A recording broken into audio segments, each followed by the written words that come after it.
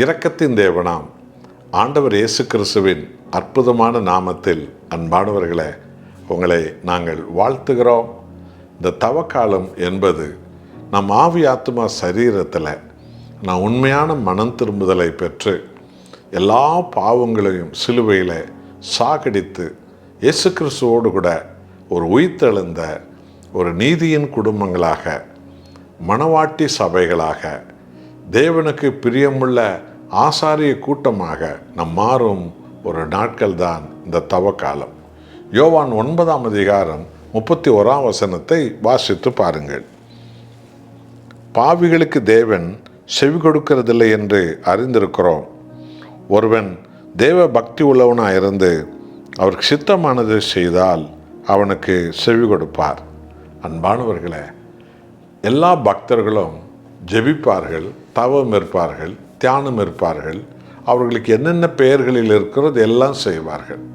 எல்லாம் அவர்களுடைய சுகத்திற்காக, பொருளாதார ஆசீர்வாதத்திற்காக, ஜெயத்திற்காக, வீடு வாசல்களுக்காக, பிள்ளைகளுடைய எதிர்காலத்துக்காக, இன்னும் தடையாக இருக்கவைகளாம் உடைந்து பலத்த ஆசீர்வாதங்களை பெறுவதற்காக என்று நாம் அப்படியே சொல்லிக்கொண்டே போகலாம்.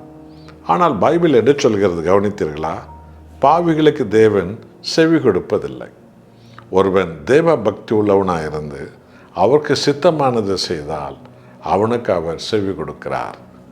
ஆகவேதான் பாவிகளை மீட்க ஆண்டவராய் இயேசு கிறிஸ்து இந்த உலகத்துக்கு வந்தார்.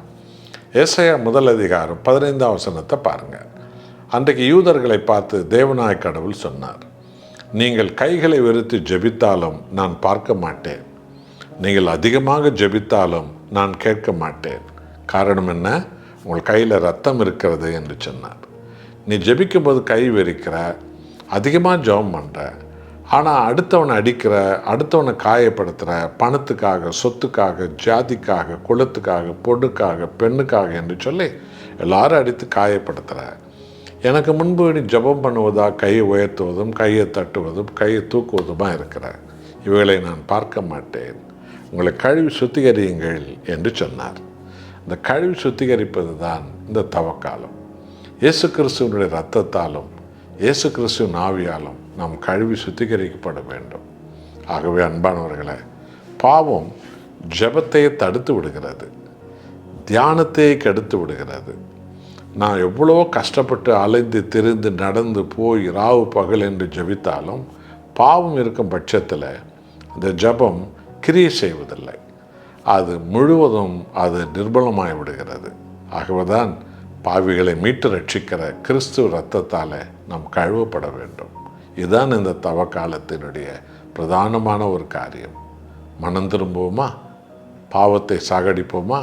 இயேசு இரத்தத்தால் கழுவப்படுவோமா? நாம் ஜெபம் செய்வோம். அன்புள்ள ஆண்டவரே, பாவிகளை மீட்க வந்தீர் என்றால் பாவிகள் ஏறெடுக்கிற ஜெபங்கள், தபங்கள், பிரார்த்தனைகள் ஒன்றும் தேவ சமூகத்துக்கு வந்து சேர்வதே கிடையாது. நாங்கள் கழுவப்பட்ட போதுதான் உமக்கு சித்தமானதை நாங்கள் செய்கிறோம். எங்கள் ஜெபங்களுக்கு நீர் பதில் கொடுக்கிறீர். இந்த சத்தியத்தை எல்லாரும் உணரும்படி தேவன் அருள் புரியும்படி நாங்கள் வேண்டிக் கொள்ளுகிறோம். பரிசுத்த ஆவியானவர் அந்த பலனை தாரும். இயேசுவின் நாமத்தில் பிதாவே, ஆமென்.